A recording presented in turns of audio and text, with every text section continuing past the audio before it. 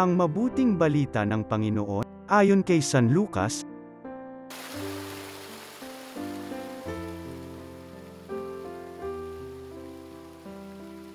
Noong panahong yun, pumasok si Jesus sa isang nayon. Malugod siyang tinanggap ng isang babaeng nagngangalang Marta sa tahanan nito. Ang babaeng ito'y may isang kapatid na Maria ang pangalan. Naupo ito sa paanan ng Panginoon at nakinig sa kanyang itinuturo. Alalang-alala si Marta sapagkat kulang ang kanyang katawan sa paghahanda, kaya't lumapit siya kay Jesus at ang wika, "Panginoon, sabihin nga po ninyo sa kapatid kong tulungan naman ako." Ngunit sinagot siya ng Panginoon, "Marta, Marta, naliligalig ka at abalang-abala sa maraming bagay, ngunit isa lamang ang talagang kailangan. Pinili ni Maria ang lalong mabuti, at ito'y hindi aalisin sa kanya."